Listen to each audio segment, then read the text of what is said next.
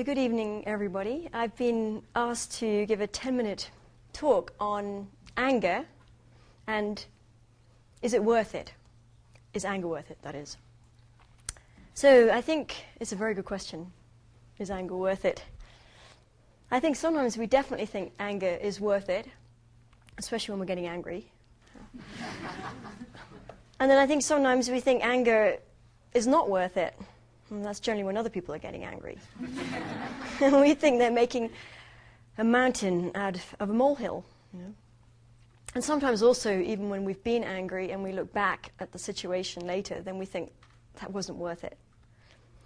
But the thing is, for as long as we think even a little bit that anger is worth it, then we're going to follow our anger and we're going to keep getting angry because it is a very bad habit. And what I thought we could do in this short 10 minutes that we have is think about, is it worth it? But from our own experience, see how anger arises and see our own part in the development of anger, because I think that helps us understand why it doesn't work. And hopefully we'll come to the conclusion that anger doesn't work. So this book, How to Solve Our Human Problems, written by Venerable Geshe-la, title is How to Solve Our Human Problems.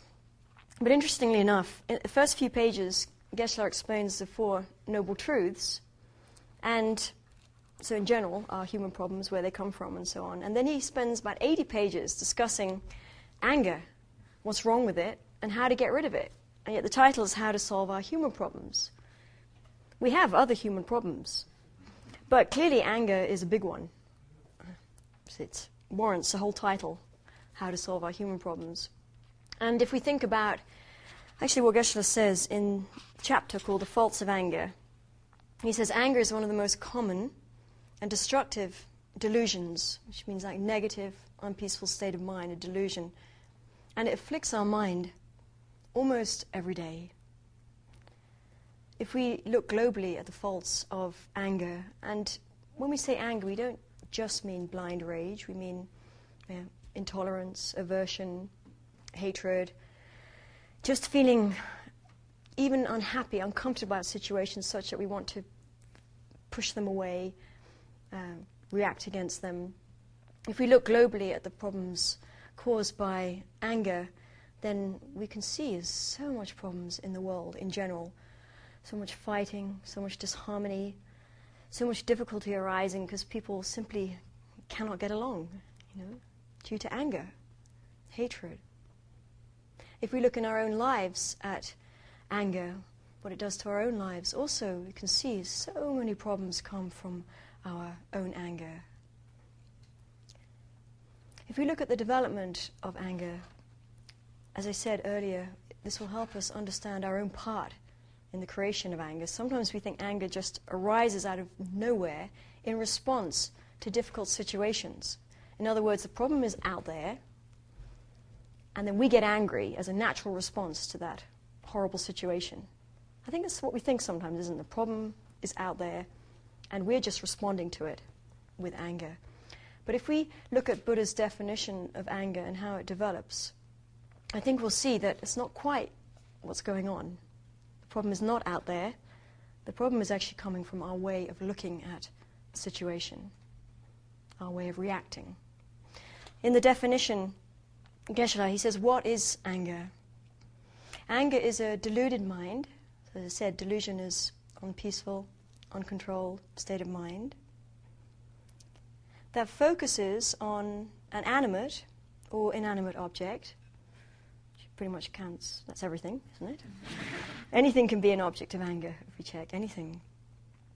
Feels it to be unattractive. Actually, so far, so good. Life, is not a bed of roses. We do encounter unpleasant situations. We do encounter maybe difficult people. Things do appear to us to be unattractive from time to time. It's what we do with that unpleasant situation and so on that is what matters. So with anger, we focus on the inanimate or inanimate object. We feel it to be unattractive. And then we exaggerate its bad qualities. This is when the problem starts. We exaggerate its bad qualities. Any photographers in here? Yes, there are. So if you have a zoom lens and you're trying to zoom in on someone, you zoom right in on them and you can really make their face very, very big and you can edit out everything else about them. That's what anger does. It zooms in on the perceived faults of that person or situation and makes them very big, and it conveniently edits out everything else about that person. Any good qualities they may possess are conveniently forgotten. I'm going to give you just one simple illustration, but in reality we need to check in our own experience, in meditation, looking at our own mind, last time we got angry, how it developed. I'm going to just give you one simple illustration. Let's say you go to a movie. You've been looking forward to it for such a long time. You've been working really hard. It's like a treat for yourself. So looking forward to it. I want to go to this movie. Can't wait to see it. So we turn up at the movie house. We sit down. We put all our coats and bags on the chair next to us. Last thing we want is someone sitting next to us. So you sit there and you think, ah. And then someone starts walking up the gangplank holding one of those enormous tubs of popcorn. And you look at them and you think, they're not coming over here, are they? But you notice they are coming straight towards that empty seat next to you. It isn't empty, but they obviously think it is empty. They have enough popcorn to feed an army. No human can eat that much popcorn. Already we're beginning to think this person is annoying. Popcorn person. It's coming over here, but surely they can see that. My bag's there. My coat is there. But no. They're so inconsiderate, they come right over and they say, do you mind if I sit there? And of course we mind. We mind desperately. And you say, no, it's okay. Yeah, sit there, sure. So they sit down and they're very happy and they look at us and they smile and they start munching. And this is a big, big bucket of popcorn they've got to get through.